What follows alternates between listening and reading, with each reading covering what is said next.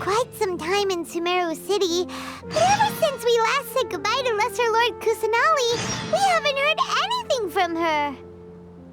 Oh, we can't just keep waiting around like this. Let's go find Catherine and pick up some work so we can at least keep ourselves busy.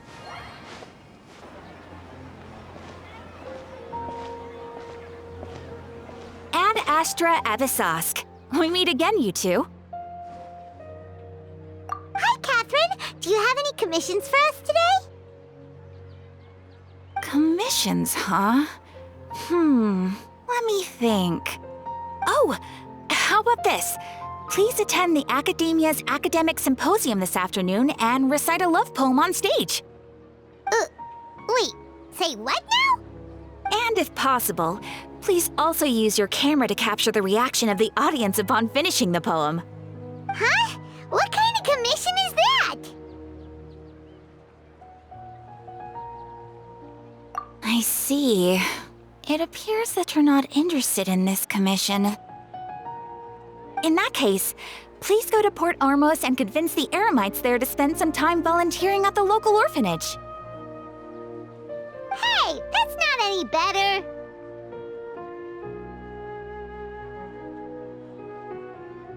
I'm sure the mercenaries will have some interesting reactions as well.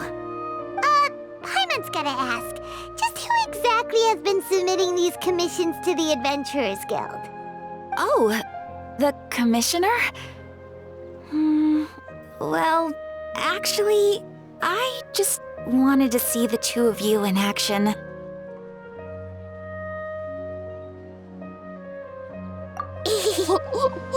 Was it so obvious? I was hoping you would actually take one of those commissions. That kind of chance to observe humans doesn't come by often. Ah, so it's Nahida. Paimon just knew Catherine wouldn't crack those kinds of jokes. When did you get into her head? From when she said, Ad Astra Abyssosque? So it's been you this whole time? Are you done resting up, Nahida? Yes. I've been sleeping ever since we parted ways, and I even had a really, really long dream.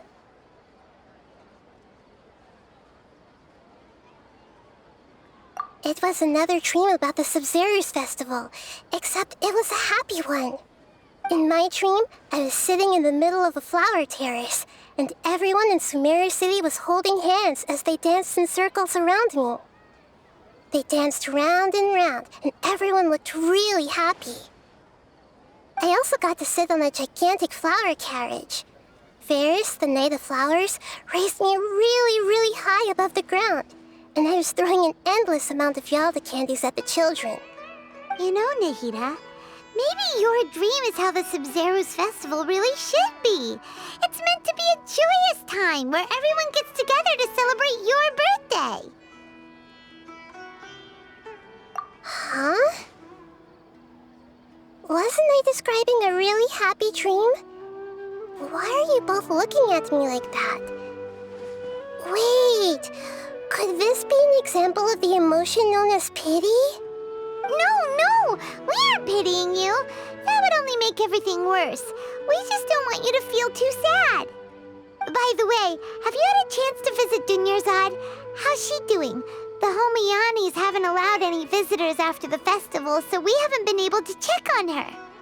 Yes, I paid her a visit right after I woke up. She was resting at the time. Her condition is stabilized. However, since Elazar is a manifestation of the withering on the human body, we can only cure it by finding a way to take care of Irminsul's own withering. But for the moment, our top focus should still be figuring out what the sages are up to and what they're planning. Right. Who knows what'll happen if they manage to pull off another scheme like the Samsara of the Sub-Zero's festival? So our first priority should be investigating and putting a stop to the sages' activities. As for how we should pull that off, let's discuss it somewhere else. There are too many adventurers around here.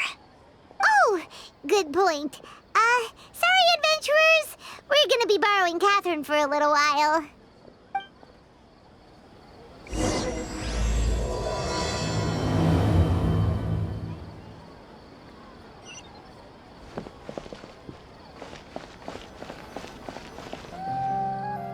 let's continue our chat here. Okay, so do you have any ideas on how we can investigate the sages, Nahida?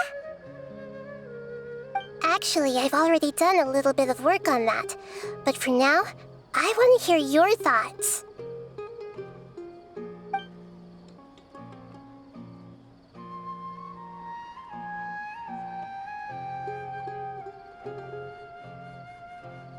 We're in the dark as of now. Since we still don't know anything about their goals, any rash move could tip them off and lead to terrible consequences. After all, every person in Sumeru City is one of their hostages.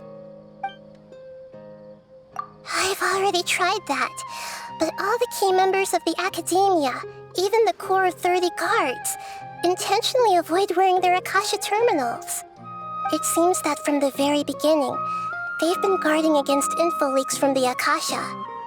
Of course, it could also be because they're wary of me. Have you already caught the sage's attention? I'm guessing not yet, but distrusting me would make perfect sense if they've ever paid attention to the urban legends about me. In any case, I probably can't take over their minds directly. No way, that's too risky. You mean it'd be too easy to get caught? No, it's not that. We shouldn't involve innocent students in this. A single mistake could completely ruin their lives. Doing that would be ignoring the safety of my people for my own selfish goals. How is that any different from what the sages are doing? That's a good point. Spoken like the god of Sumeru.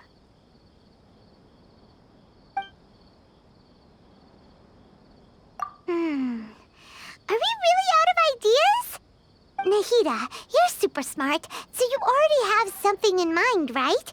Don't keep us in suspense. Spill the beans already. According to a popular theory from the Vahumana Darshan of the Academia, rejecting impractical motions at the beginning of a planning session will give more weight to the actual proposal. Okay, but aren't you the god of wisdom? You don't have to use that kind of gimmick to make us take your ideas seriously. Well, I've been thinking that if I can't directly possess the leaders, and if I can't get ordinary people involved, then I should find someone who's already involved, but hasn't decided to side with the sages. You're saying we should recruit a spy? That does sound like it could work. Oh, before coming back, we met someone named Alhaitham. He seems like he acts alone, and he likes doing stuff behind the Academia's back. They probably aren't in cahoots. Actually, I already have someone in mind. Do you still remember that female scholar named Setaria? Setaria. Paimon remembers now. Isn't she the one who's always trailing behind the Grand Sage of the Academia?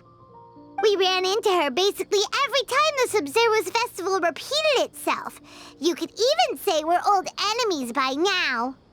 Paimon still remembers the smug and mean way she always spoke to Nilu. I've always liked observing all kinds of people, and Setaria has always stood out from the crowd. She was born in the desert and was hailed as their greatest genius. Her academic gifts allowed her special admission into the Academia, and also gave her the opportunity to serve as the sage's assistant. Oh, Paimon didn't know she was from the desert. She must be pretty special then. Paimon feels like most of the desert dwellers around the city are working as mercenaries. The name Setaria means star. When she lived in the desert, she shone like the brightest star in the night sky. Later on, she was chosen by the sun. The star was given a place in the daytime sky to complement the sun's dazzling light. Soon after, the star witnessed the sun scorching the earth, which brought forth many disasters. The star began to waver. Instead of staying beside such a sun, wouldn't it be better to return and light up part of the night sky? But in the end, she couldn't give up the radiance of daytime. To cope with her shame, the star buried her guilt and closed her eyes.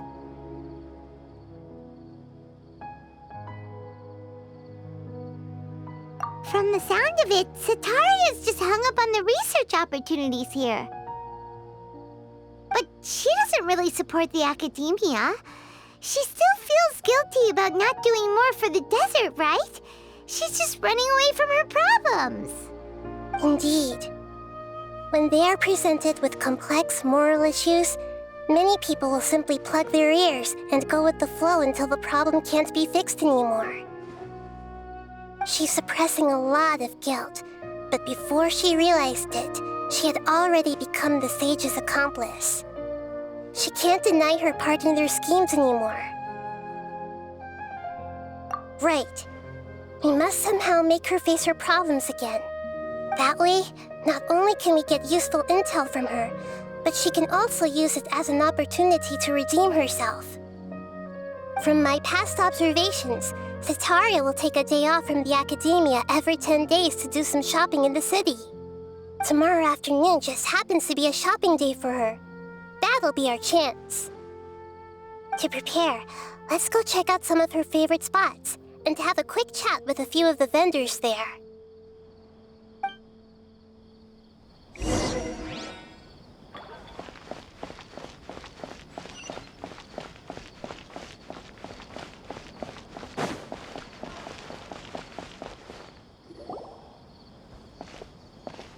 This should be Sataria's favorite fortune-telling spot. So should we ask the fortune teller about Sataria? No, I already have enough information on Sataria. The most important thing now is for you to pay attention to the vendor's talking style and key characteristics.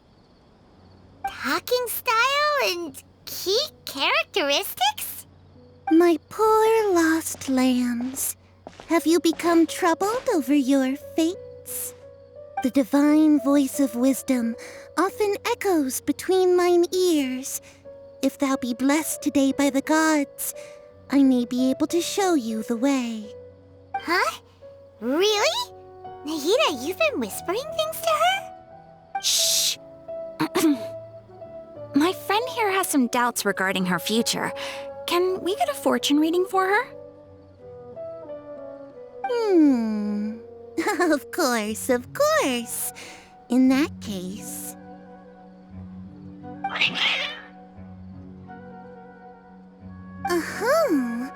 It would seem that Harut and Marut are quite wary of you. Perhaps, at some time in the past, you have somehow offended the gods. Only mocking the god of Animo, questioning the lord of Geo's financial savviness, and brawling with the god of Electro. Do those count? Oh, nothing. Go on, pick an aspect for her to divine. Love prospects? No problem at all.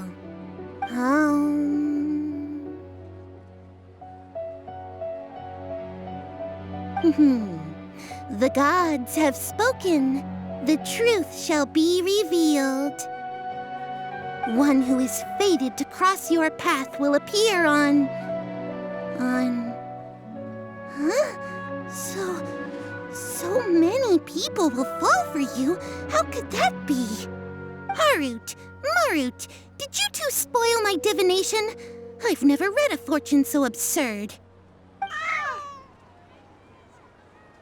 Actually, Paimon thinks this is probably the most accurate fortune-telling you've ever done.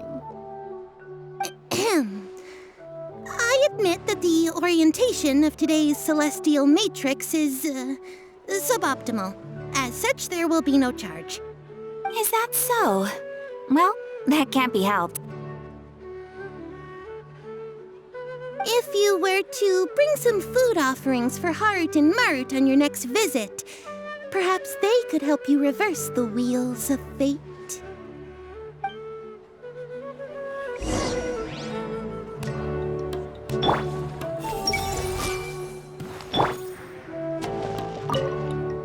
I've never seen Harut and Marut be so wary of anyone.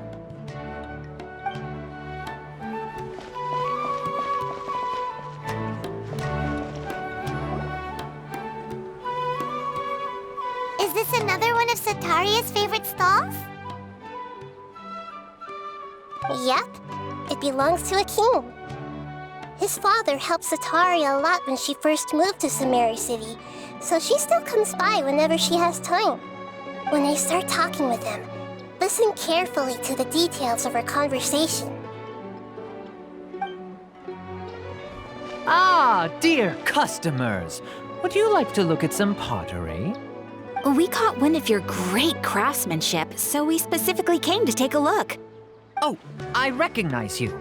Aren't you Miss Catherine from the Adventurers Guild? Sounds like I'm in for some big business. Speaking of, where did you learn this trade?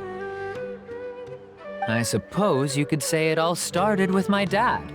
He's a mason by trade, but I picked up an interest in clay while apprenticing for him. After that, I began making pottery by myself in secret, and I simply changed trades when my works turned out well. Although it's a pity that I'm no longer making much use of the knowledge provided to me by the Akasha. That's nice. You're making a living doing something you love. So is your father still working as a mason? Oh no, not anymore. A few years back, he fell from a roof and broke his leg. Since he had already saved enough mora over all these years, he's just enjoying the retired life in Port Ormos nowadays. I see. We wish him peace and happiness in his retirement. I'll have someone in charge of logistics at the guild come by another day for some goods. We'll leave you to it. Take care now. No problem. Rest easy, all our goods are sure to meet your every need.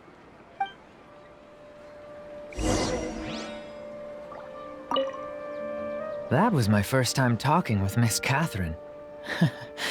I'm sure I sounded a bit nervous.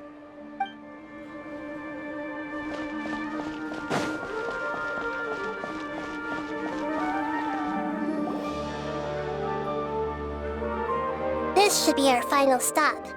Sataria's always thinking of this restaurant when she's working at the academia, so she always comes by whenever she's out in the city. Nahida, you've really thought of everything. It's my duty to protect Samari's citizens, after all. Hi there. I feel like I've seen you down by the docks before. Huh? Sorry, I don't quite remember. If I recall, you were having a discussion with someone about shipbuilding at the time. Ah, that's right! I've always been really interested in feats of marine engineering. After all, I grew up in Liyue Harbor and spent my entire childhood staring at the ships going in and out of the port.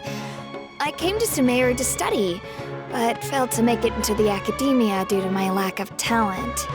But I'm still discussing all kinds of problems with different scholars, and I'm continuing to study and perform research from the restaurant's basement. I'm sure I'll get into the academia after their next round of exams.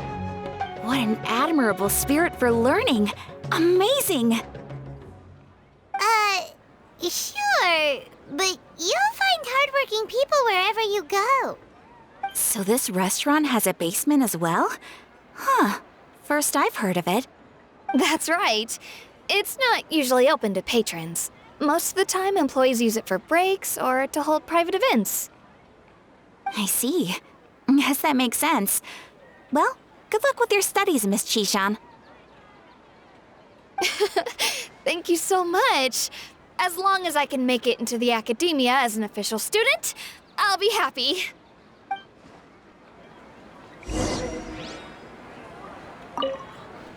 I must have met her somewhere. Why can't I remember? Everyone hold hands!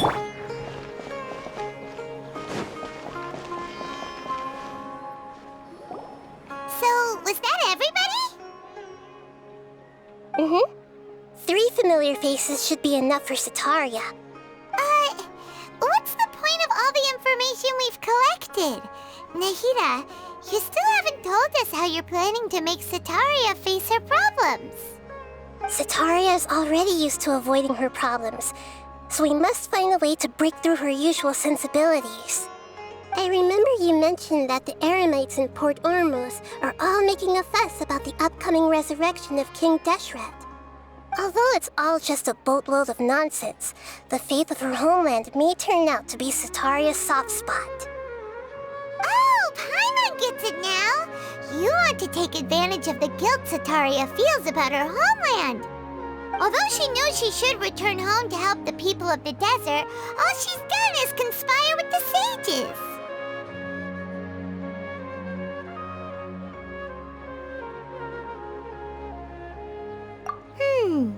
So how do we set that up?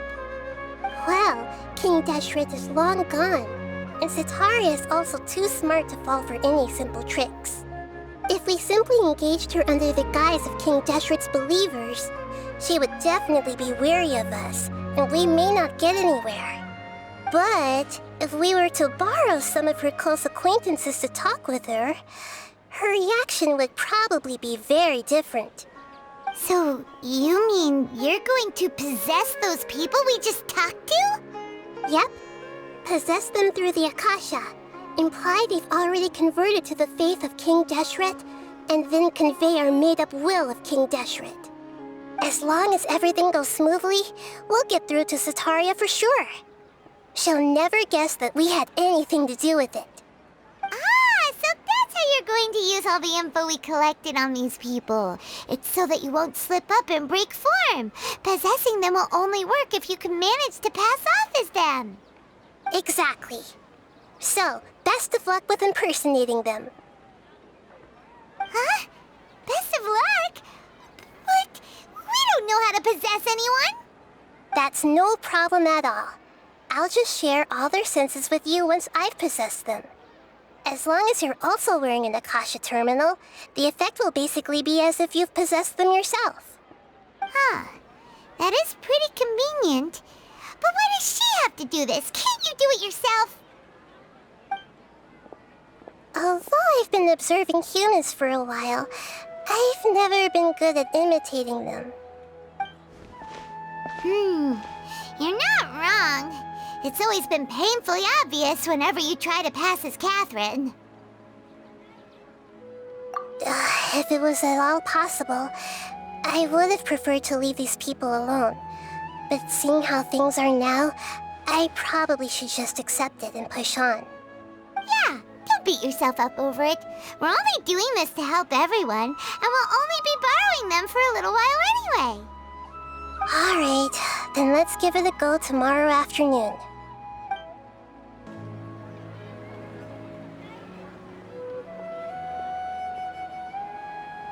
Oh, here she comes. Satari is here.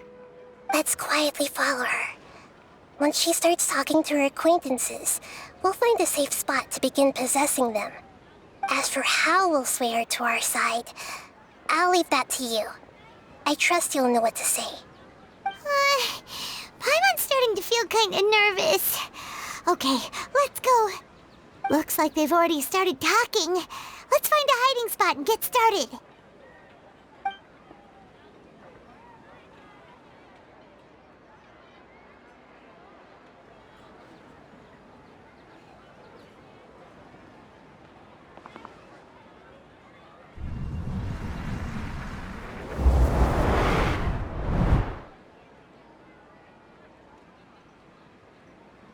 That's right. You really can't force anything when it comes to love.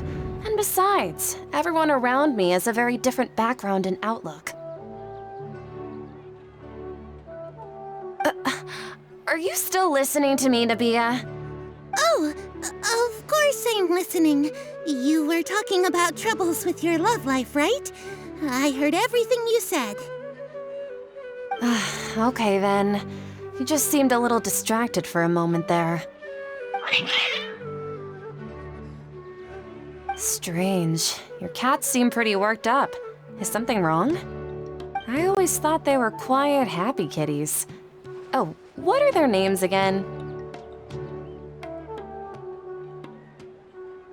Ah, that's right. They are just little darlings, aren't they? Harut and Marut. So, Which fortune do you want me to read for you today? You must have come for another echo of the divine voice of wisdom. I'd like to get another reading on my love prospects, but to be perfectly honest with you, I feel like I've been a real mess recently. A mess? Well, could you do a reading on how long it'll take me to finish my current project at work? I really just want to get it over with. I hear you. No problem at all. The gods will reveal the truth.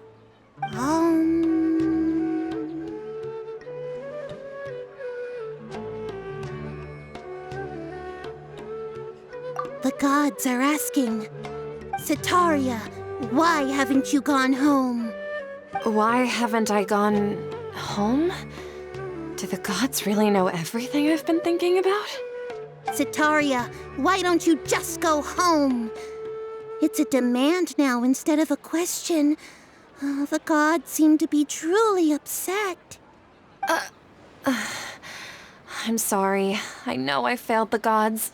Please pass on my most sincere apologies and ask for their divine forgiveness. And if I may ask, Nabia, is there a specific god who's speaking to you right now?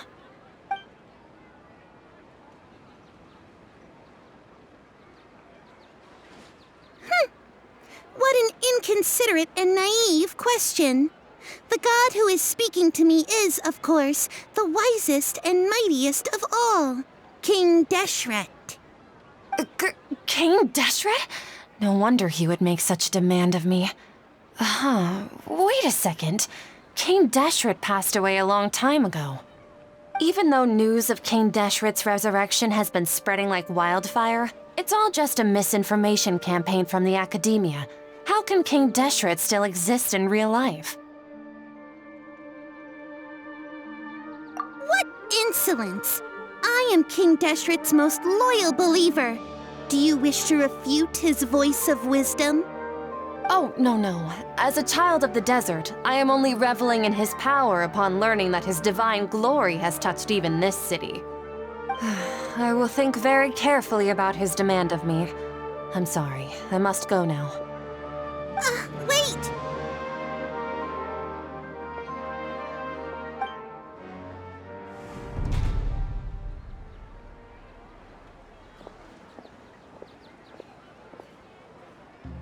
Ooh, she just ran off in a hurry. She looked pretty upset, too. Well done. Sitaria didn't seem to suspect anything amiss. To have something she's been trying desperately to avoid show up out of nowhere and berate her, that must have shaken her to the core. Aw, Nahida, it seems like you understand human emotions really well after all. All I know are some abstract Harabatot theories. In any case, my time with you has shown a lot of them to be utterly useless. I'm still trying to make sense of everything. Anyway, enough of that. Let's hurry and catch up to Sitaria. He's out of Keem's now, right on cue. Let's get ready to possess him right away!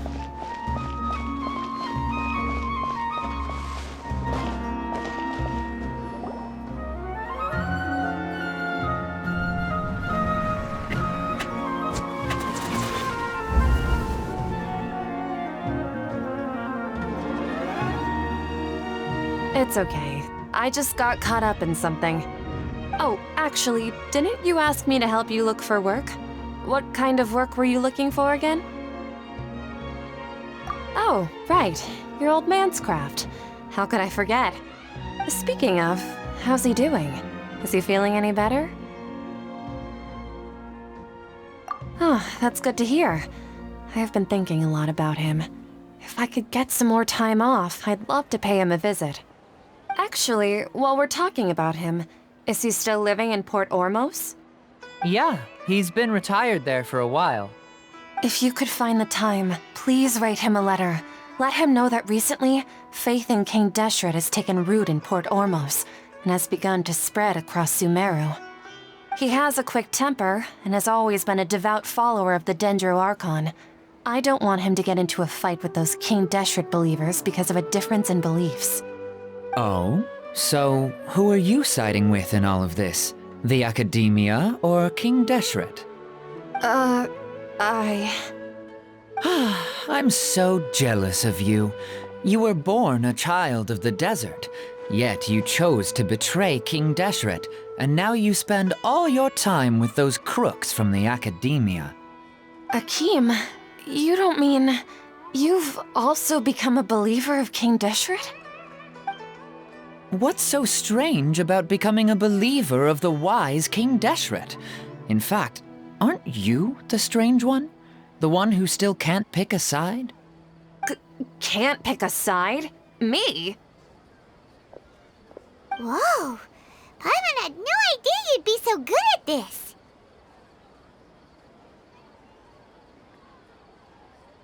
You really zeroed in on the issue and put it right in front of her. It might feel a bit overwhelming for Setaria. But once everything is over, I'll be sure to pay her a visit to her mind and explain everything. Anyway, let's keep going.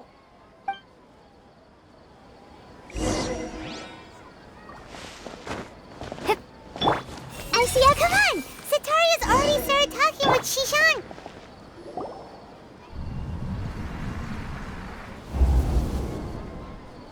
So, Shishan, have you noticed anything weird in the city lately?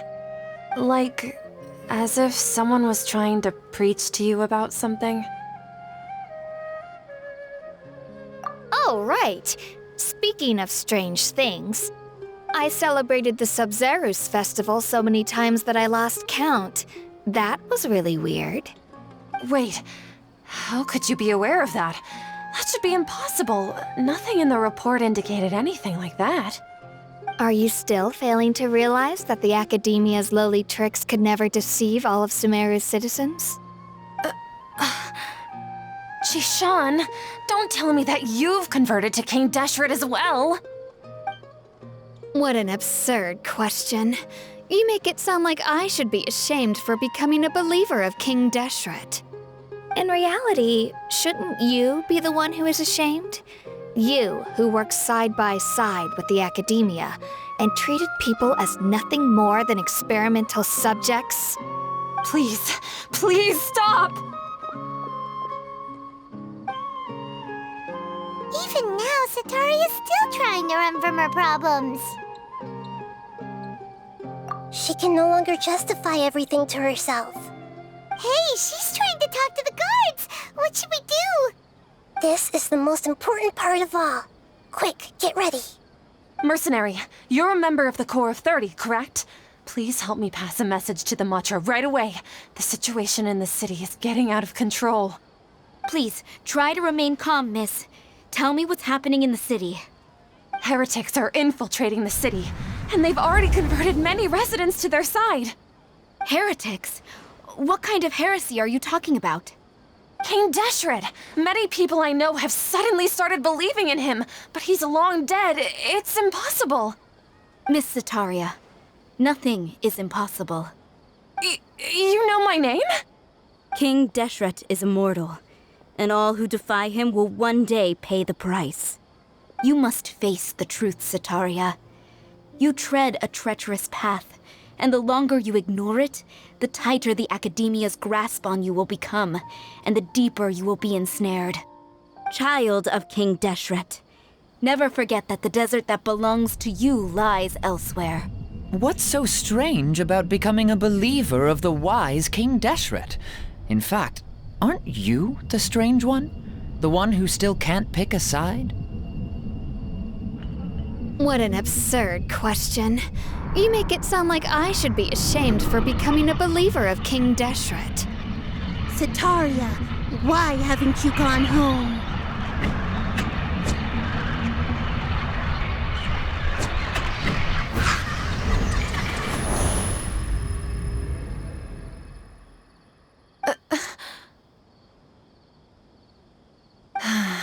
It seems that no matter where I run, I only keep finding more believers of King Deshret. I have to say, this is a familiar feeling. I've also been running from my guilt this whole time.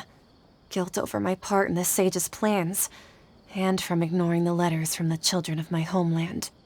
But no matter how much I may try to ignore or get rid of it, my guilt always comes back.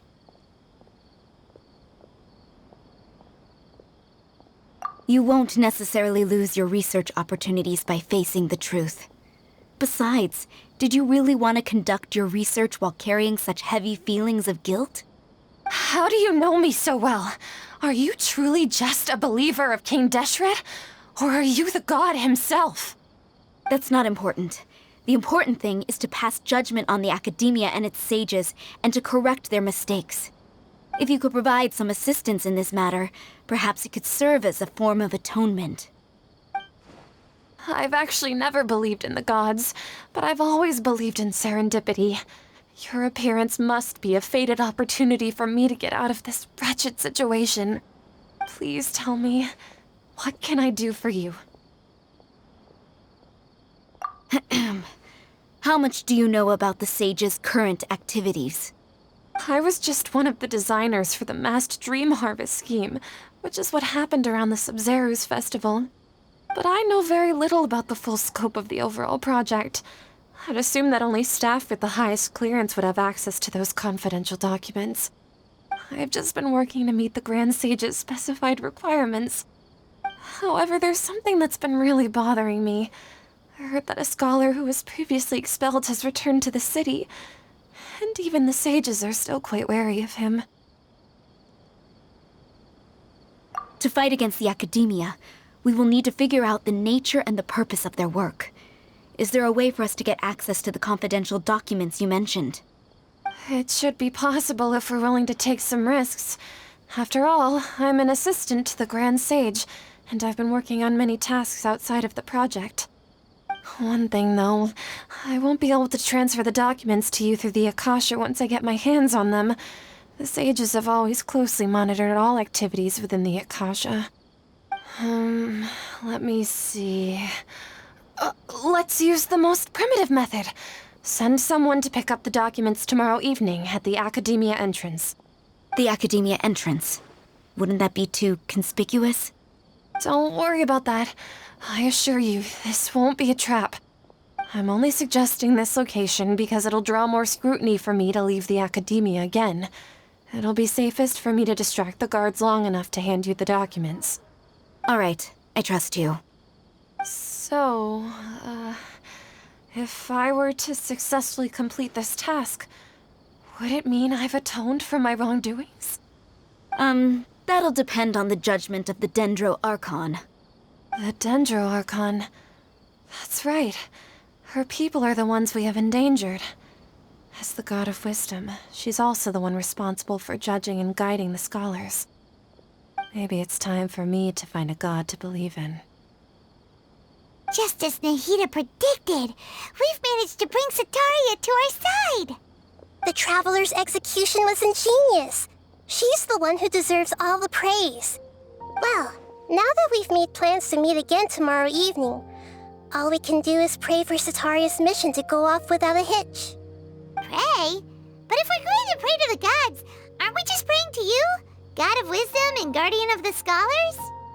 No. The truth is the true Guardian of Scholars. I've always believed that. Anyway, let's meet again tomorrow evening at the Adventurers Guild.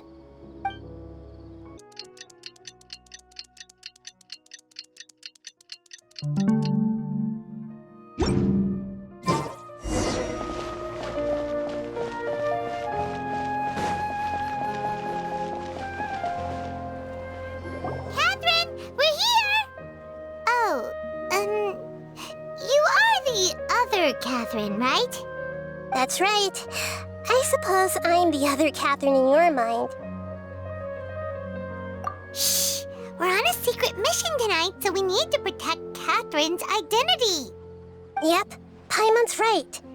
We cannot fully rule out the chance that the meetup tonight is just a trap. If something were to happen, my existence may be the only trump card we'll be able to play. After all, the academia should still be unable to confirm the existence of my consciousness in the outside world.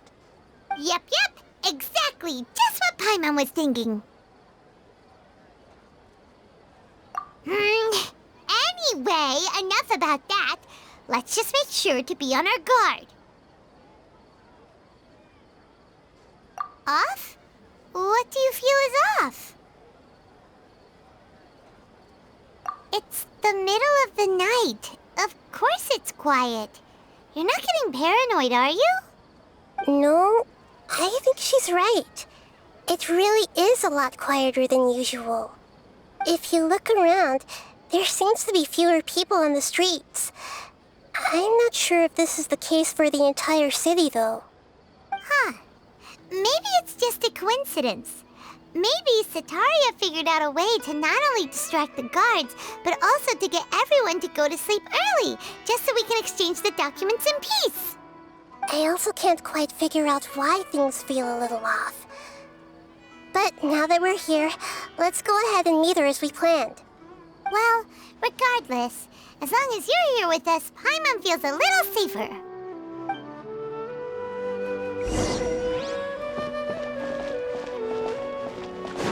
Huh. There really aren't many people out right now. Let's hope it'll be this quiet in front of the academia, and that Sataria managed to distract all the guards.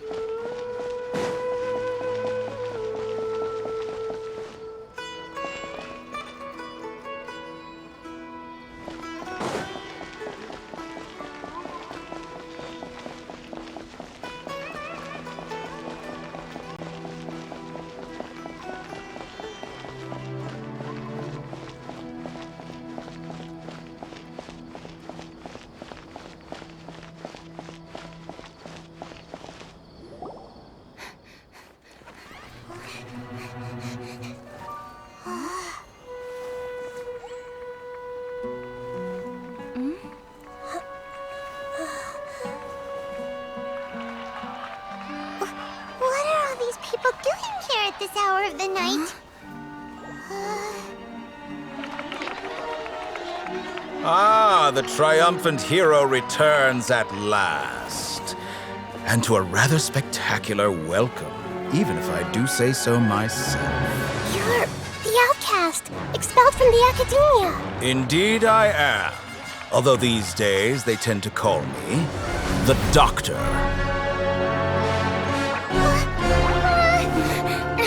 If you're looking for your researcher friend, she has already been taken into confinement. With some basic caution, she could have discovered the listening device on her person. Clearly, she lacks the degree of rigor expected of a true scholar.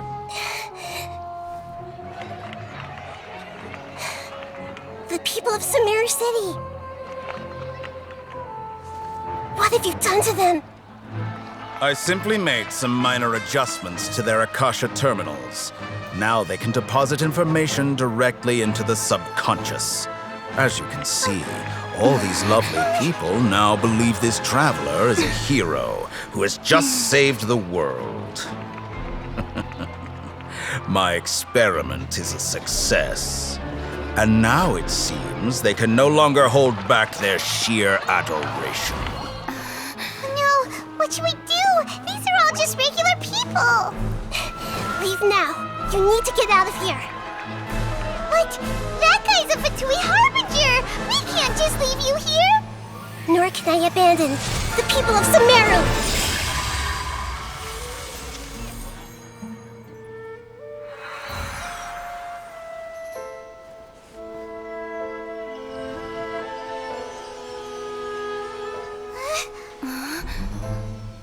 Don't worry. We'll meet again outside of the city.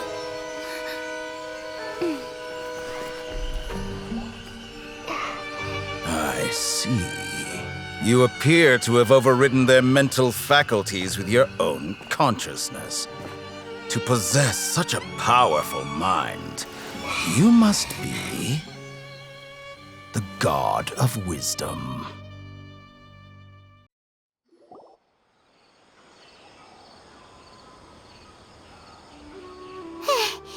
This should be far enough.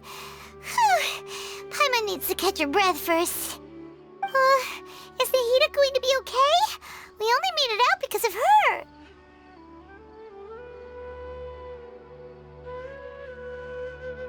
Paimon wasn't counting on running into a new Harbinger here, let alone such a high-ranking one. That guy was number 2. So scary. He called himself the Doctor. Remember, Tainari told us about him. Sataria did say that someone who once got expelled from the Academia came back recently. And that even the sages are wary of him. Yep, sounds like she must have been talking about the Doctor.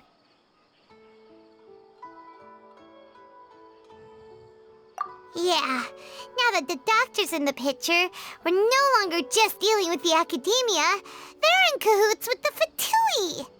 But what are the Fatui after this time? Another Gnosis?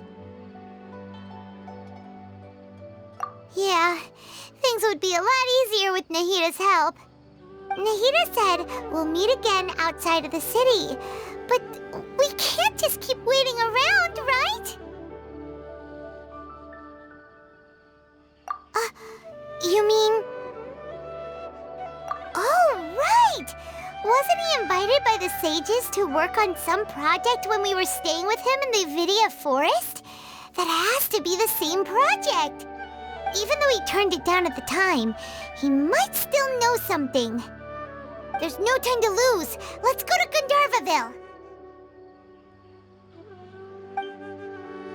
Hold it right there. A blonde-haired traveler and a floating fairy. We've got you, all right. Take a look around. You've fallen right into our trap. Are you mercenaries from the Corps of 30? Did you come here to arrest us? Corps of 30? We're nothing like those government lapdogs who don't even get scraps for their work. We are an elite brigade that commands the highest commission rate in all of Sumeru. We're here on the orders of a client known only as the Outcast. The Outcast? An outcast from the Academia? But why wouldn't the Doctor just send the Fatui after us?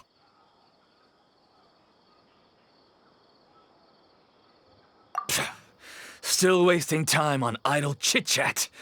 We'll shut you up soon enough. Get them! You're up, Traveler! Following orders. I summon thee! The Temple of Wisdom! Windblade! Need.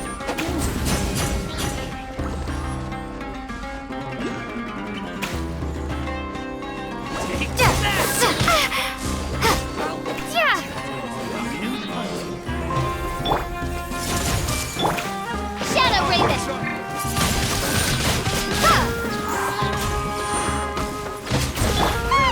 It isn't over yet! Here comes reinforcements!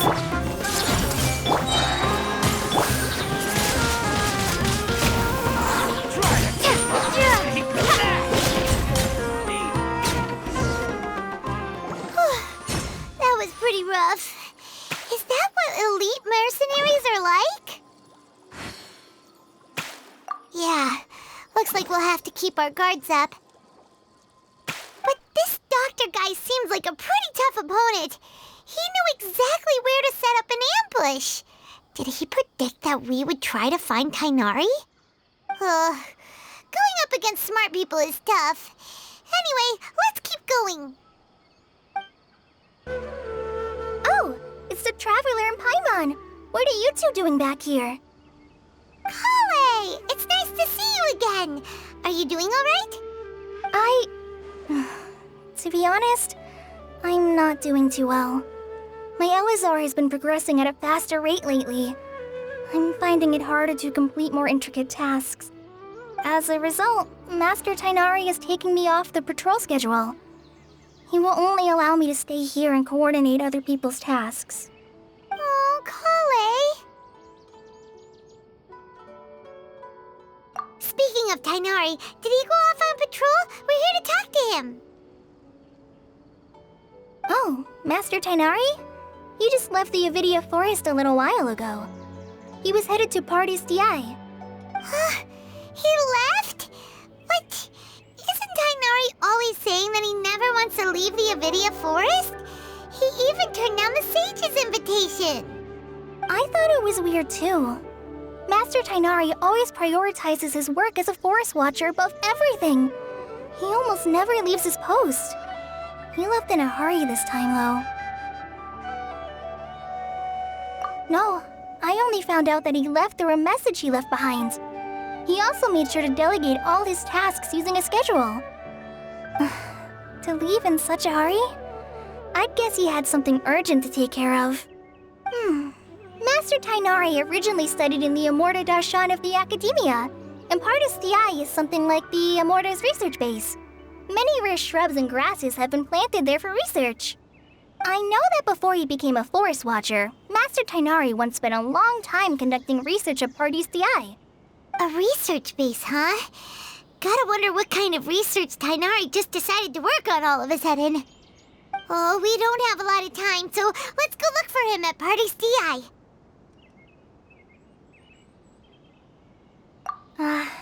Don't worry. I'm fine. I'm used to living with Elazar by now. If you run into Master Tainari, please send him my regards. Got it. Will do. See you later, Kale. Wait! Look who it is!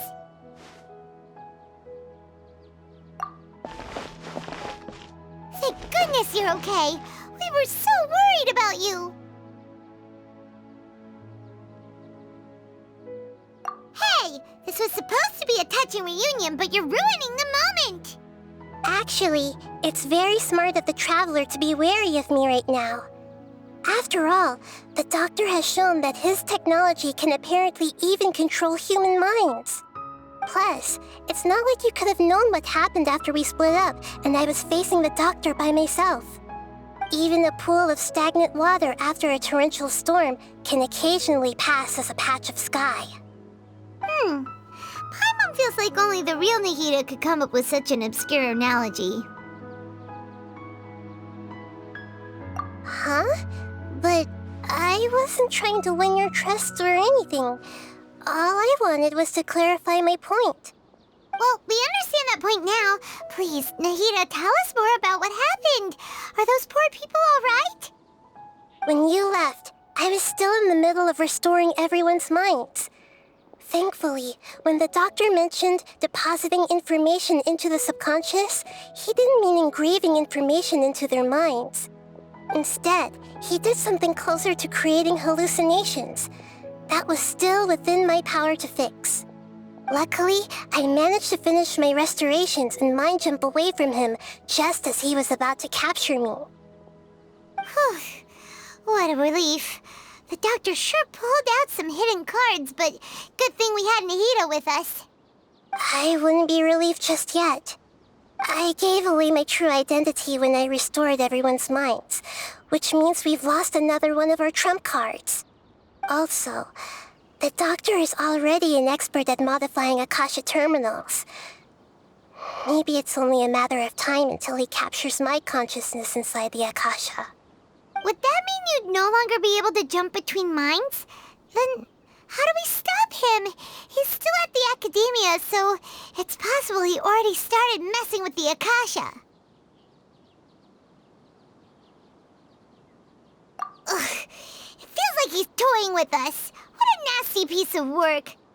Plus, the doctor's combat ability alone is apparently enough to make him worthy of being number 2 of the Fatui. We shouldn't give up hope just yet. Let's try to find another way to attack this problem. Actually, Nahida, how did you know we were trying to get to Party's DI? Have you been waiting for us? Yes, I have. I can see the traveler's elemental energy, so I deduced your destination by looking at the direction you were moving in. You didn't come here for sightseeing, right? Did you find any leads? We're looking for a scholar we know. His name is Tainari, and the sages once tried to reach out to him. Why don't you come inside with us and see what we can find? Okay, let's just hope we won't get him into trouble.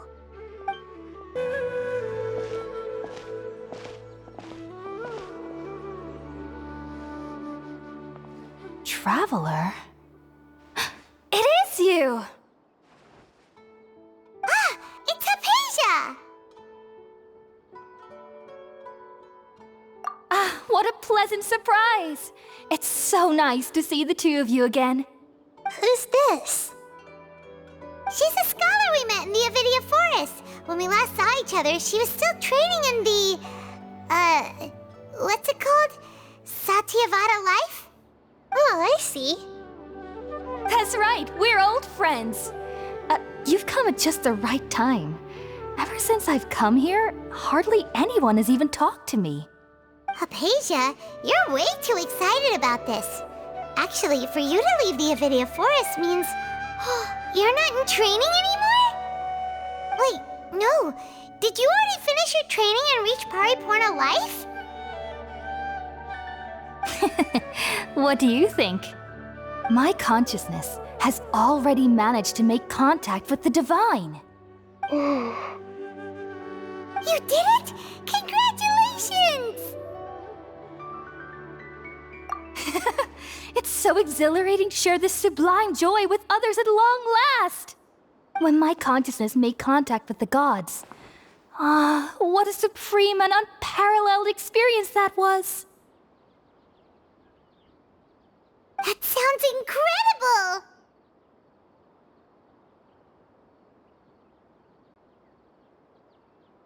Oh, all right. Actually, please wait. I haven't forgotten my promise to you. Remember? I promised to help you understand what you saw from Irminsul once I gained deeper insights. My current self has not only gained true insight, but I can even help you establish a direct connection to the consciousness of the divine. You can do that?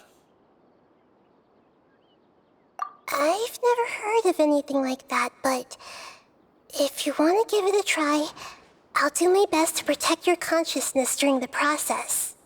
Hold on. I brought some spirit borneal with me. This is still a crucial part of the ceremony. We're using that incense again? All right now. Hold my hand. I'll help you establish a pathway to connect your consciousness. Okay. Ready?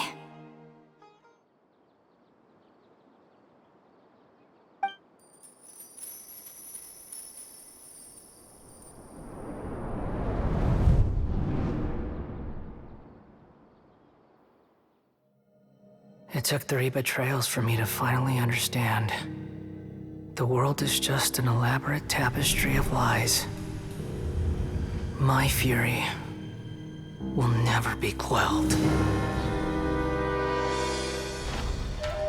The first to betray me was a god. My creator. My mother. Valuing strength above all, she saw no worth in me and I was discarded. The second was a human. My family. My friend. Consumed by fear, he saw me as an abomination. The third was one exactly like me. A hope for the future. A fledgling barely out of the nest. Powerless before his mortality, he broke his promise to me. Humans, they can't be trusted. And the gods fill me with pure loathing. So I said good riddance. I denounce the world and laugh in its face.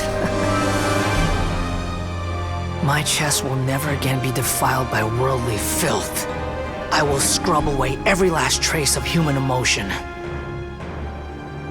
Then it will be empty, a blank slate, and ready to receive a supreme gnosis, brimming with pure divinity.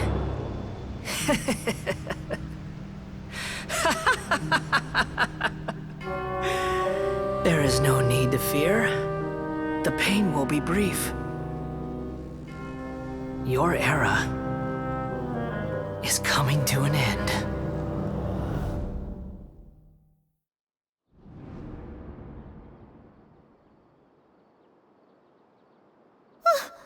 What was that? Did we actually just see the Balladier's memories? Everything matches what we know about him. But how is he connected to the divine consciousness that Hypatia was talking about? You saw it, right? You felt it, right? Such a majestic god! Such a noble will! Such sublime emotion! Alas, shame. If only that which beats within my chest wasn't a filthy mortal heart. Oh, great and merciful God! Please grant me forgiveness and salvation! Do you understand now? I'm afraid this is no Purna life, but rather... Ah! You! Why are you so mean to me? Why is everyone hiding from me? I found divine wisdom. Shouldn't I receive praise and honor? Haven't I uncovered that light in the darkness? Hypatia? That's how I always thought everything should be. Wait. Have I already lost my mind?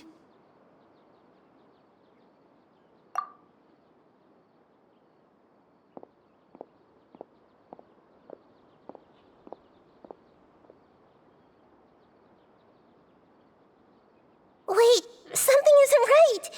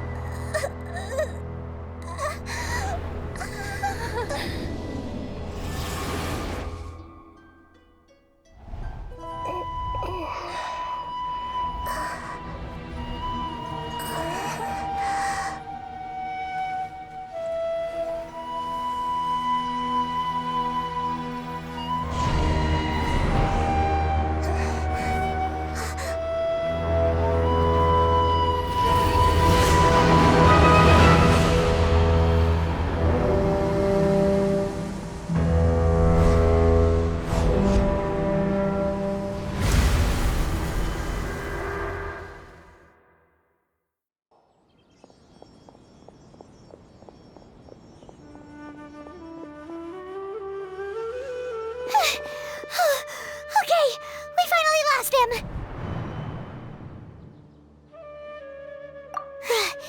Are you okay, Nahida? Wait, no. Something feels different. You're back! Oh, the Traveler's back? Nahida was controlling your body for a while. It seemed like she jumped over to you as an emergency measure right before the Catherine puppet was destroyed. After that, Tainari heard the commotion and came over. He helped us defeat the mercenaries and then he ran with us all the way here. What? You swapped places? You mean your consciousness also went into Nahida's body? Wait, then where is Nahida's consciousness? Where is she now? I never imagined that an individual's consciousness could be transferred around like this. Had I not seen it with my own eyes, I would have never believed it. I don't think this can be achieved with current human technology. Also, while we were running, the consciousness in your body told me to pass on a message. She said, "The doctor has found a way to trap my consciousness, so I can't journey with you anymore. But even in a moonless night, a shower of starlight can still drown out illusions and lies." Oh no!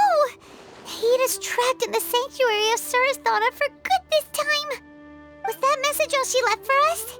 It's pretty vague.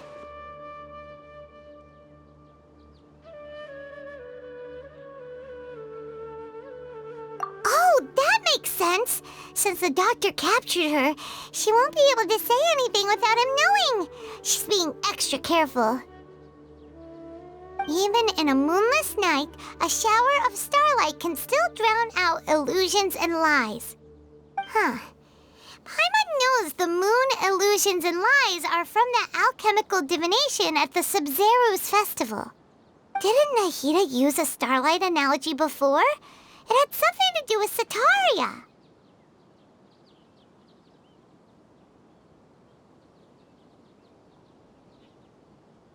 Oh, that makes a lot of sense. Huh. Do you think Nahida was telling us to go find help in the desert? But she isn't with us anymore. Think we'll be okay? Paimon, you said Sanctuary of Surasthana, correct? Does this mean that this Nahida you're talking about, the consciousness who was occupying the traveler's body, is the Dendro Archon? Your guess is correct, but the situation's a bit complicated, so it's really hard for us to explain right now. That's all right. A scholar's curiosity doesn't need to be appeased right away. As for the complicated nature of the situation, safe to say I have witnessed that for myself. I've spent some time with you, and it looks like the Dendro Archon's also on your side. So, I trust you. Thank you, Tainari. Oh, actually, we came here to ask you a question. What do you know about the project that the sages have been working on? That. While I was indeed invited to join that project, the sages were always secretive about its scope and goals, so I eventually declined. All I know is that the project has something to do with the restoration of Irminsul.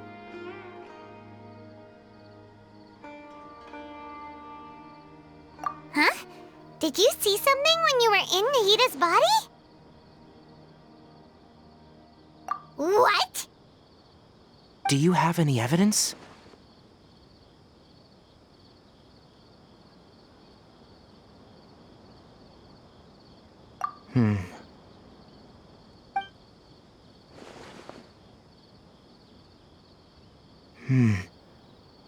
So that's what happened. That explains why Hypatia's symptoms were different from those of the other scholars who went mad. It's because she made contact with the consciousness of a new god who is still in the process of being born. Tainari, did you leave the Avidia Forest because of Hypatia? I did.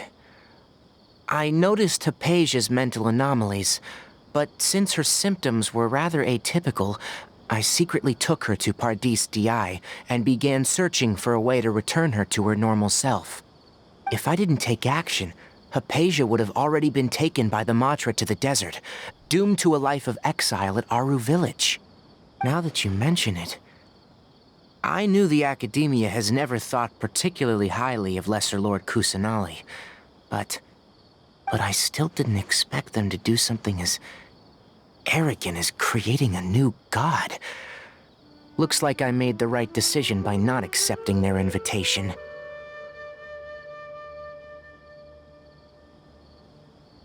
The Doctor and the Balladeer. We have 2 Fatui Harbingers in Sumeru. Sounds like we're in for a bad time. From your description, I don't think they've completed their project. There may still be room for us to intervene. But then, what is the connection between creating a new god and restoring Irminsul? Yeah, it feels like we're still nowhere close to figuring out the sage's goals. Right, we've pretty much gone over everything we need to know, so we should head out. How about you, Tainari? What are you going to do? I'll stay here for now. I still want to try a few more things to help Hypatia. If you're planning to go into the desert, start by heading for Caravan Ribat. That'll be your fastest route. Come find me here if there's anything else I can do to help. May the spirit of wisdom go with you. Thanks, Tainari. Hopefully Hypatia will feel better soon. We're off then.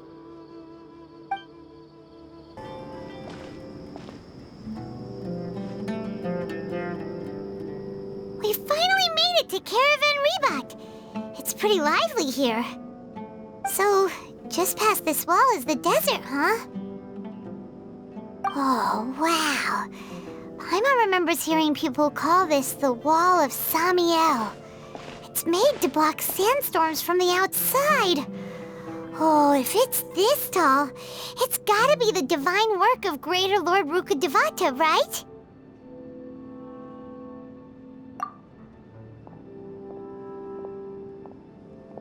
Enough gawking. Come on, follow me. Huh?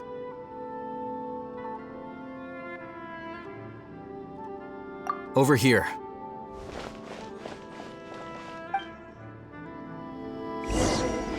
Oh, Hatham went that way! Let's hurry up and follow him. Wonder what he's up to.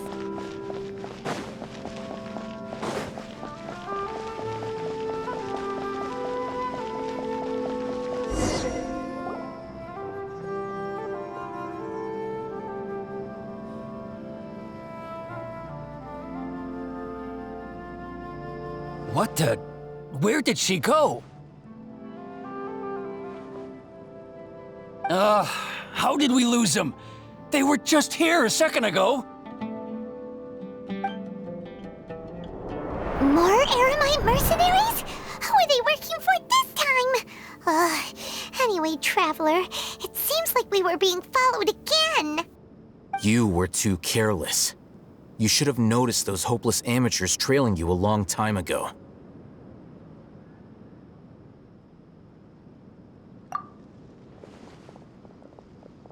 There's no need to thank me. I've never cared to keep track of personal favors. All I did was correct a mistake I happened to come across. It's a habit I developed at the academia. You really gave Paimon a scare, Al-Hatham. We never thought we'd run into you here. Last time we met at Port Ormos, didn't you say you were going back to the academia? Wait, don't tell Paimon that you're here to take us back on their orders! Oh, so you've already landed yourselves on the academia's hit list. I can't say that I didn't expect it. However, had I wished to turn you over to the academia, don't you think you'd already be the Eremites' honored guests by now? Oh, right. You do have a point. I have no interest in running errands for that project. As a scholar, I've always belonged to the camp that promotes researcher autonomy. And these days, you're more fascinating than anything the sages can offer. Not quite. To tell you the truth, I'm still investigating the Divine Knowledge Capsule. Unfortunately, I've run into some difficulties. Everyone says the capsule originated in the desert and was eventually moved to Port Ormos. If I am to get to the bottom of this, I must understand how the capsule first came to be. Which brings me back to you and why you're so interesting. The leader of Ain al-Ahmar used the Divine Knowledge Capsule right in front of you, and upon seeing him, your expression became perplexed, and you were lost in thought for quite some time. To have that kind of reaction, I think you must have realized something.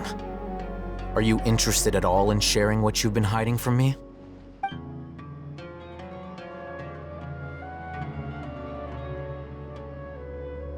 Al-Hatham, you really have a ridiculous eye for detail. What kind of person even notices or remembers stuff like that? So that's your answer. Well, I do work for the academia after all. So considering that, it is indeed wise to keep your cards close to your chest. But that does prove you do have some undisclosed information about the Divine Knowledge Capsule. Am I right? No matter. Rather than simply learning the answers from you, I'd still prefer to investigate on my own. Speaking of, you two are also headed to the desert? That's right! We have the same plan as you! But we don't really have any concrete goals at the moment. Then I'd suggest starting with Aru Village. It's the largest settlement in the desert, so it'll probably have more resources and intel than anywhere else. Well, would you like to head there together? It's always better to travel with someone you know.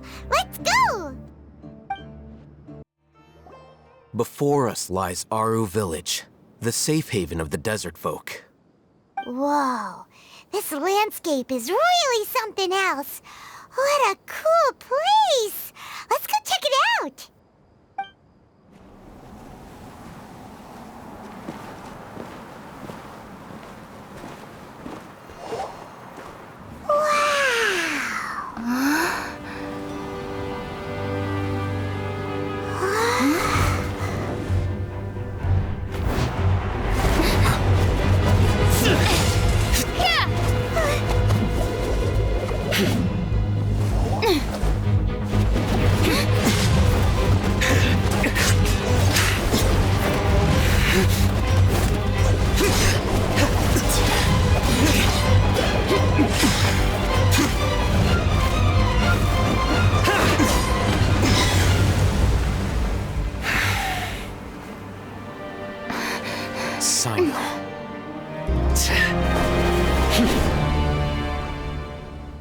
Unless my memory fails me, we have barely spoken 2 words to each other before now at the Academia. Would you care to enlighten me as to when and how I invited the General Mahamatra's wrath? Alhaitham, do not think you can escape my judgment just because you managed to escape my attack. Judgment? So that's how you'd characterize your actions here, is it? Or would elimination perhaps be a more accurate description? Had I used my full strength, not even this traveler would have been able to stop me. Though styled like an assassination, I sought only to ensure that my target would be unable to flee or resist. Standard practice for the Matra, as well you know. Seemed to me more like your own personal touch. Who is that, Alhaitham? Did you call him General Mahamatra? Yes. General Mahamatra Sino, head of all the Matra at the Academia. He's a formidable hunter, and the ultimate nightmare for any who have committed academic crimes. You seem to have placed a lot of trust in Alhaitham, to the point of blocking an attack for him. If I were you, I'd never choose to side with him. I wouldn't believe a single word that comes out of his mouth. I've been pursuing this scribe for a long time. I urge you, stand back and do not seek to defend him any longer. Otherwise, there will be consequences.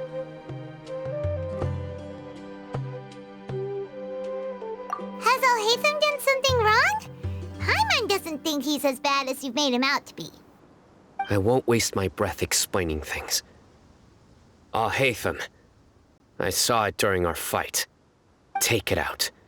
The divine knowledge capsule you're hiding on your person. Unless you want me to retrieve it for myself. Very perceptive of you. Nothing escapes a Matra's senses. Wait! The divine knowledge capsule? Didn't it fall into the Matra's hands in Port Ormos? No wonder you speak with such confidence, Sino. But I must admit, I'm very curious. What does this capsule mean to you? And why, as General Mahamatra of the Academia, are you all alone in the desert? As far as I'm aware, the other Matra have been speculating about your disappearance. Have you been given a mission that's, let's say, morally dubious? If I was the real target of your mission, what was stopping you from simply using your authority and resources to judge me within the walls of the Academia?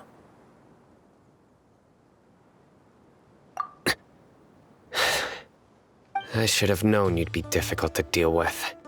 You two? Ugh! What should we do, Traveler? Paimon feels like we can't trust either of them! Ahem. Well, look at you two, acting all tough and self-righteous over there. Wait, Dia?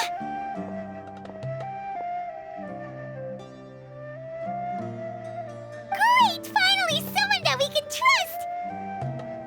You gotta help us out here, otherwise these two are gonna start fighting again! Yeah, sure looks that way. 2 giants from the Academia duking it out once and for all. Not something you get to see every day, that's for sure.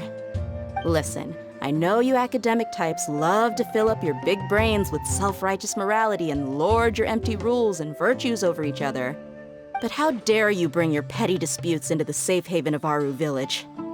It seems like someone's gonna have to beat some sense into your thick skulls until you finally learn to respect these grounds.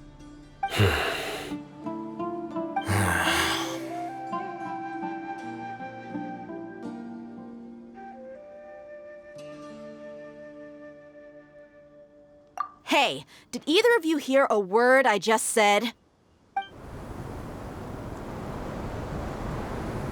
Whoa, what's going on? The wind's so strong. Is this a sandstorm? Paimon's gonna get blown away! Another sandstorm? What's up with these recently? Hey! All of you, over here, quickly! We have to take cover!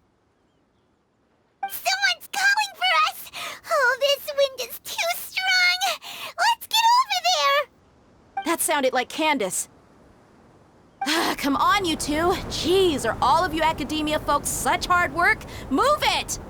All right, stop yelling.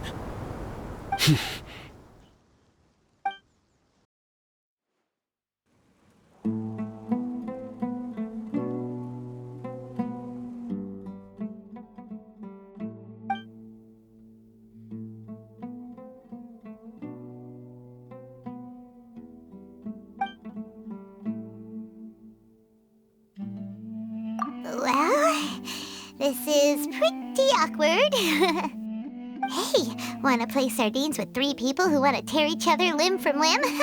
Sure, why not? Sounds fun. The air is so thick and heavy. Paimon can hardly keep floating anymore. My sincere apologies, everyone. This is the home of our village chief. I will have to ask you to make do with this small room until the sandstorm dies down. Please, let me introduce myself. I am Candace, protector of Aru Village. Our savior has come at last! Nice to meet you, Candace. The name's Paimon. Thank you so much for helping us. There's no need to thank me. It's only right to help each other when the weather gets rough. Wow, she's so gentle and caring, like a nice older sister. Unlike those guys over there. All right, now that we're all better acquainted, we should return to the topic at hand. As a guardian charged with the responsibility to protect my fellow villagers from harm, I was observing your conflict from afar, even before the sandstorm started. And now that you have set foot within Aru Village itself, it is all the more my responsibility to make absolutely sure that you pose no threat whatsoever to us.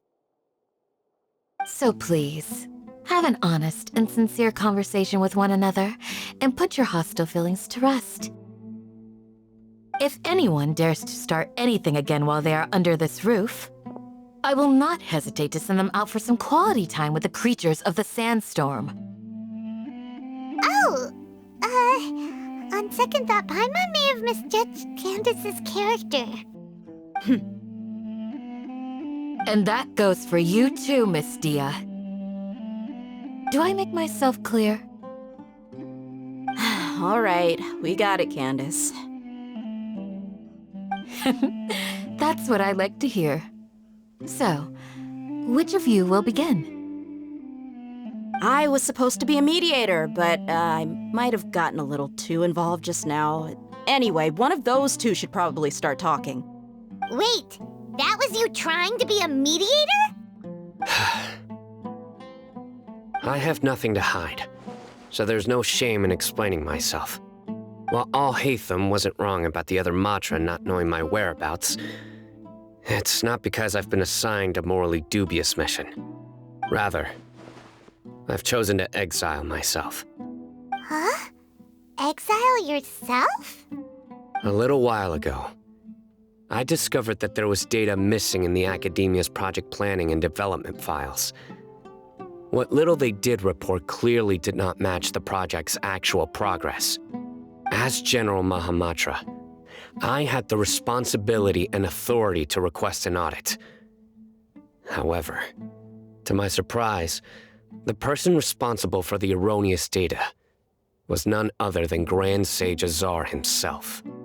I tried to investigate the issue myself before submitting a formal audit request, but I soon found that all leads and potential pieces of incriminating evidence were carefully concealed from me.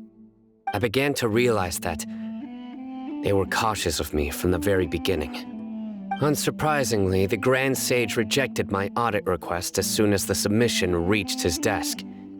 He even said to me, "The power of the General Mahamatra is granted by the sages.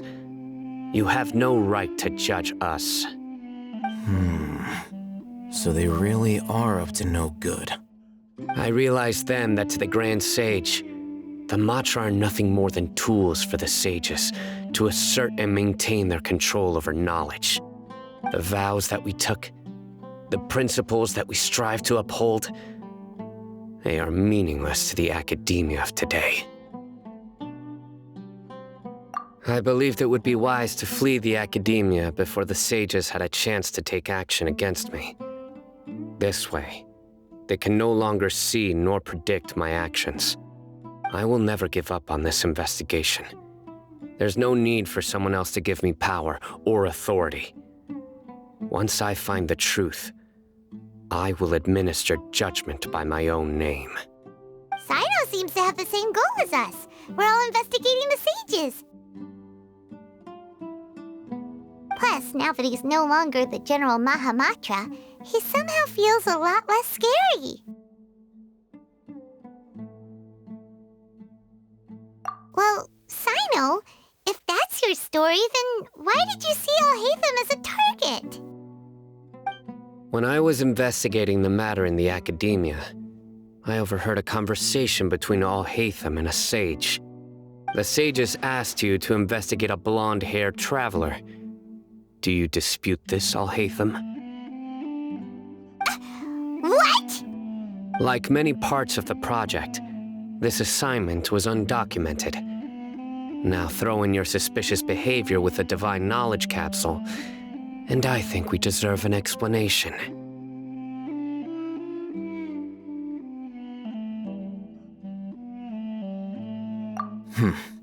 Yes. I was indeed tasked with investigating the Traveler.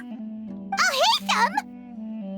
After all, the promised reward was so great that hardly any scholar could have refused. The sage told me, once you've completed this assignment, I can give you a glimpse of divine knowledge. A most enticing offer. Unfortunately, those academics don't know me at all. Their words contained one key piece of information, namely that divine knowledge indeed exists. That gave me all I needed to know. From my perspective, the sages are far from trustworthy. Think about it. Isn't it a little strange they're so willing to share divine knowledge with anyone, even as a reward? So, I began my own investigation following the lead of the Divine Knowledge Capsule. In the end, I realized my wisdom in committing to this rather than collaborating with the sages. Had I been less guarded, I probably would have ended up like that Ain al-Ahmar mercenary, incapable of remaining sane for long enough to hold a conversation. You mean that the sages originally planned to dispose of you, using one of those capsules that drive people insane?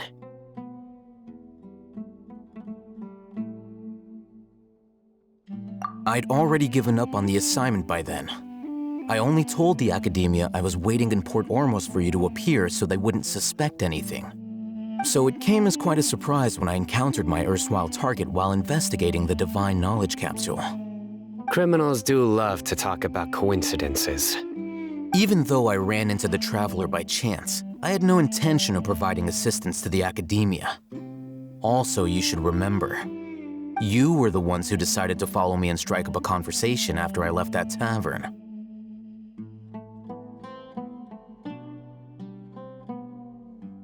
That's true. Alhaitham helped us out at Caravan Rebat as well. Maybe he's telling the truth. I'm willing to apologize if that's worth anything to you.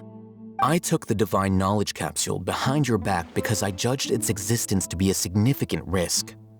I felt that it would be best for no one to interact with it before it had been properly studied. After all, curiosity often proves to be the most dangerous thing in this land.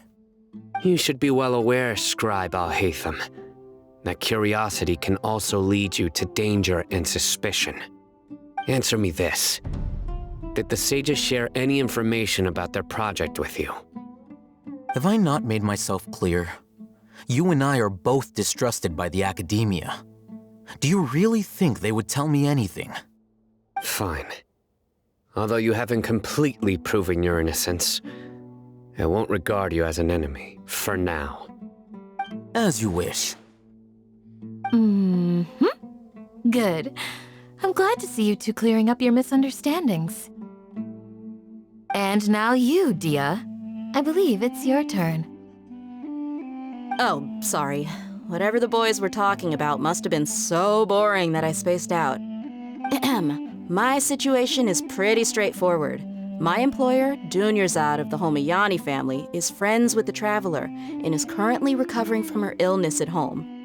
I had nothing going on, so I decided to return to Aru Village for a visit. I was actually looking forward to a pretty exciting time getting back together with everyone here. But then I saw these two random guys in the middle of a pointless argument. It ticked me off, and things went downhill from there. Is that all?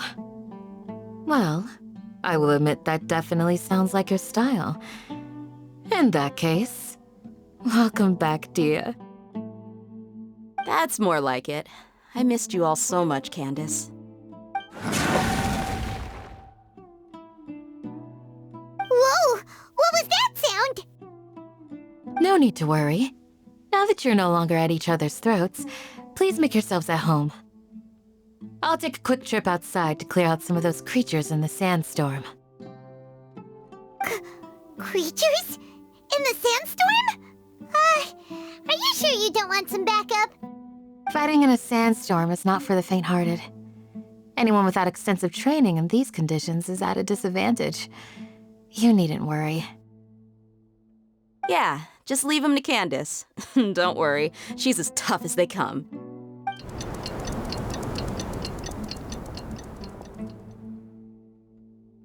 The wind's died down. That means the sandstorm's over, right? Candace still isn't back yet, though. Is she alright? Maybe we should go out and check on her. When you put it that way, even I'm starting to feel a little worried. All right, let's go. We've been here long enough, and the boys are as chatty as the floor.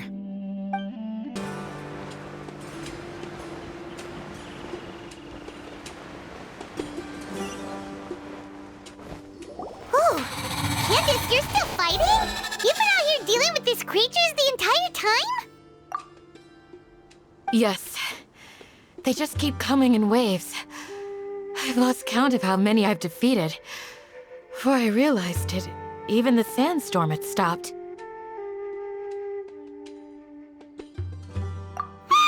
Here comes another wave! Leave this round to us. I got interrupted earlier, but now I have something to take my anger out on. It's been quite a while since I've seen the Flame Mane in action. I'll leave these to you then.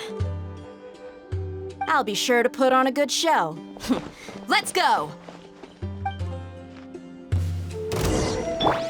Committed to memory. By royal decree, I'll protect us.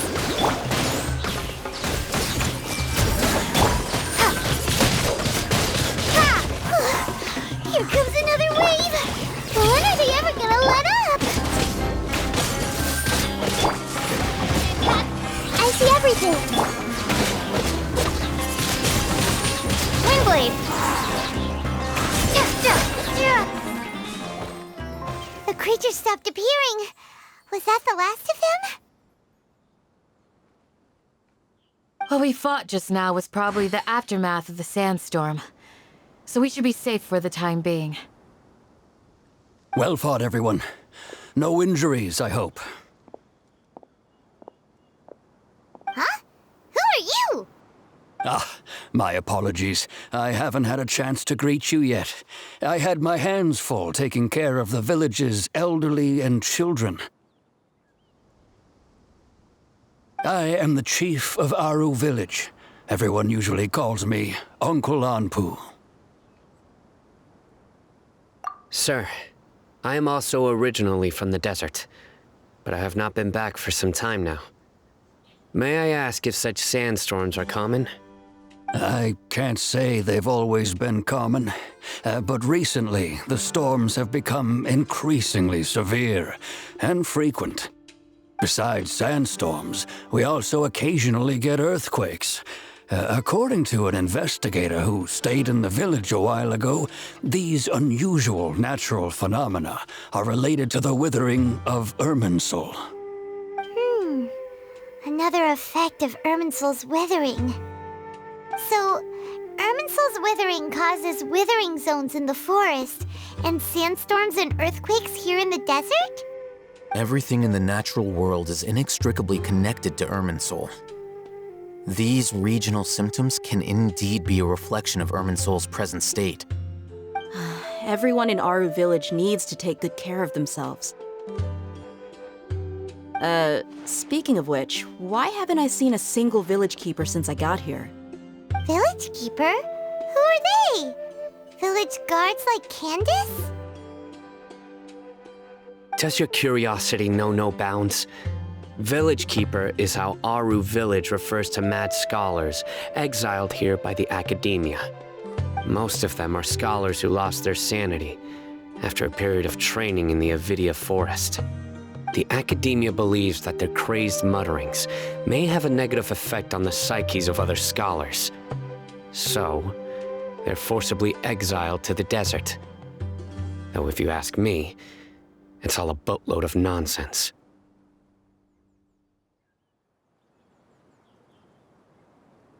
Alas, that's exactly what we've been trying to investigate. One by one, the village keepers have been mysteriously disappearing without a trace. But no one in the village has ever seen them leave. If you're planning to stay around the village for the next few days, I'd appreciate it if you could keep an eye out for them. I've had encounters with those people in the past. I'll see what I can do to help. The Matra are the ones responsible for their exile. Now that you're no longer with them, are you trying to alleviate your guilt and atone for your past sins? I'm fascinated by how you think. Mock me if you will, but if you are guilty, I will eliminate you, regardless of my position or identity. Oh, you're the former General Mahamatra. You must be an expert in these kinds of investigations. Thank you for your help. Is it because you're reminded of Hypatia? Oh, these poor scholars. First they lose their sanity, now this! We need to help get them back home, safe and sound. But, is it really a good idea to tag along with Sino? You seem like you really don't trust him.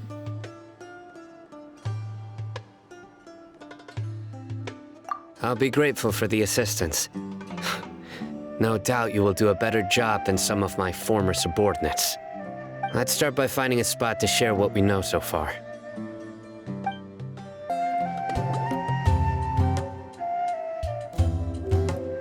Although I've sent myself into exile, I'm still doing essentially the same things as before. Do you still have any questions for me before we start our investigation? One of my former subordinates told me that this title has its origins in a strange incident. The Academia has long exiled mad scholars to Aru Village. A mysterious phenomenon exists here. When mad scholars first arrive, they are as incoherent and deranged as before. But after spending some time here, they invariably begin to calm down. Initially, the people of Aru Village greatly resented having to take in the mad scholars. But a strange incident one night changed that. Aru Village was struck by the strongest earthquake in living memory. Seeing buildings on the verge of collapse all around him, the then chief of the village was preparing to take everyone to safety. Suddenly, he noticed a mad scholar crouching in a corner, caressing the ground with his hands. A soft, green light radiated from him, like a divine glow against the backdrop of night. Despite the powerful tremors that ripped through the ground that night, all the houses remained upright, almost as if they had grown roots reaching deep into the ground. In the end, not a single building collapsed, and no one was hurt. After that, the people of Aru village treated the mad scholars with greater kindness, and began to refer to them as the village keepers. A soft green light? A mad scholar protecting Aru village? What do you make of it, traveler? Paimon thinks so too. Actually, Sino, do you know if any of the mad scholars continued to wear their Akasha terminals at Aru village? In theory, they would continue wearing them so the academia could still monitor their activities. With that said, the main Akasha system would no longer have any interaction with them. Oh, no wonder! Everything makes sense then! Add in the fact that they calmed down, it was probably Nahida who calmed them. If you are able to draw a conclusion from this one story alone, then it appears you possess much more information than I do. So, what do you make of the story?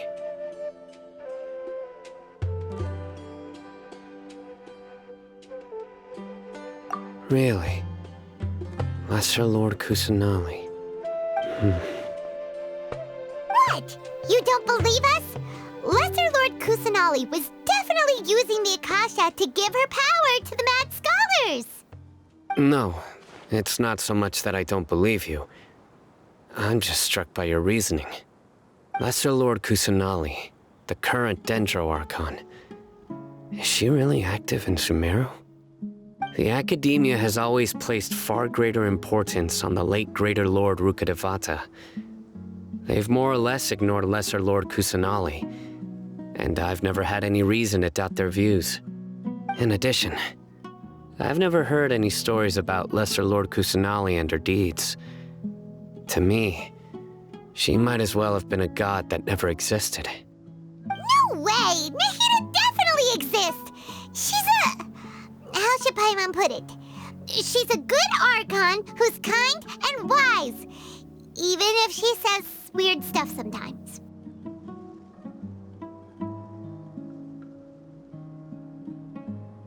I've spent many years interrogating criminals, so I can easily tell when someone is lying. Good! Then you should know that we're telling the truth! That look in your eyes. I've never seen that from a liar. You two really must have met Lesser Lord Kusanali. How can this be? To think, our Archon has been amongst us this entire time. Alright, now it's our turn to put our skills to good use for this investigation. But easier said than done, especially since we don't have any leads. Maybe we can start by knocking on some doors. Excuse me, are you here to help me find my grandpa? Huh? Who are you? By the sounds of it, a resident of this village. My name is Isak. You'll help me find my grandpa, right? Is your grandpa a mad scholar?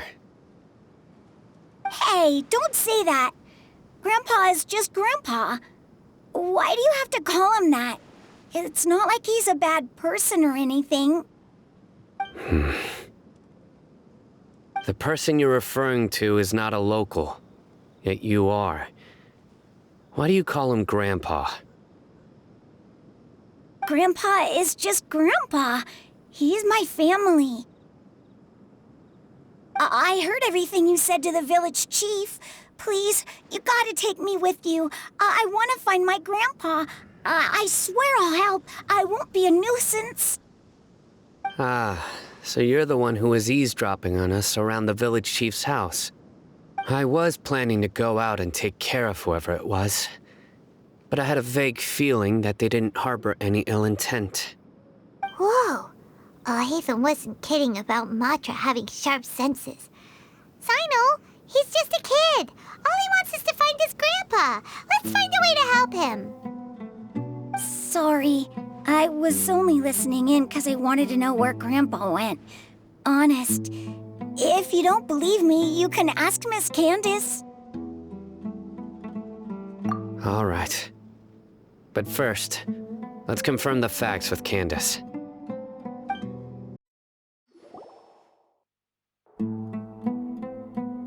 Sino is super vigilant.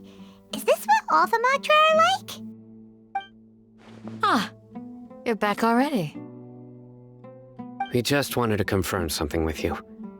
Do you know a boy by the name of Isak? I had a feeling he'd go looking for you. Huh? You knew this would happen? Yes. Although he tried his best to stay hidden, I still noticed him eavesdropping outside the window.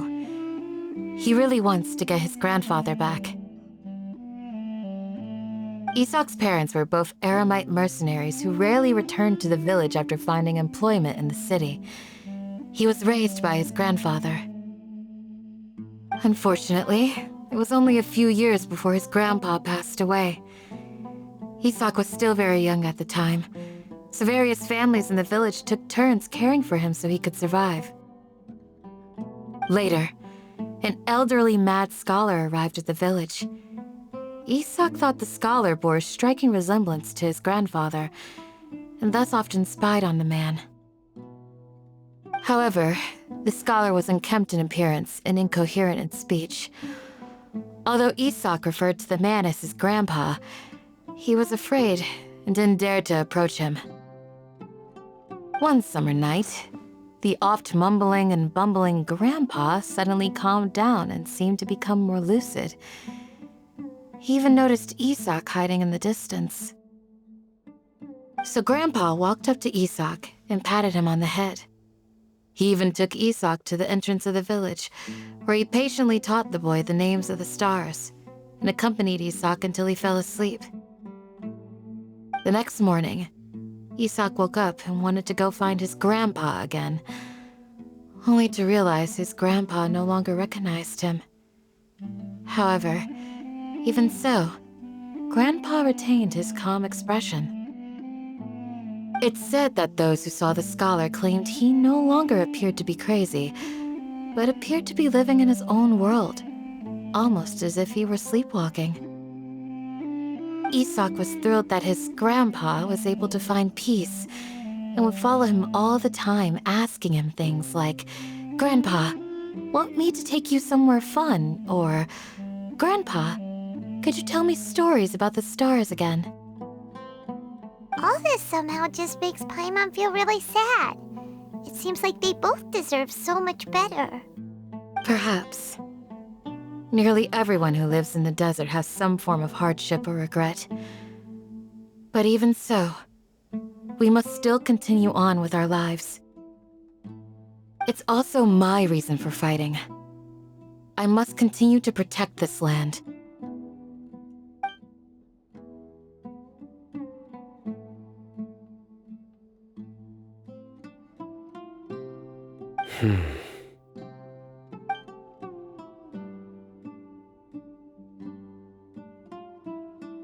Maybe the people have always had a considerate God watching over them. Huh? What did you say, Sino? No, nothing. As long as Isak keeps his word and doesn't get in our way, we can take him along. Perhaps you are more compassionate than I gave you credit for. Please accept my thanks on Isak's behalf, Sino. Hey, Isak! Oh, it's you guys! We've cleared everything up. Let's go find your grandpa. Really? Wow! Thank you so much! Yeah! All right. Let's ask the local residents some questions first.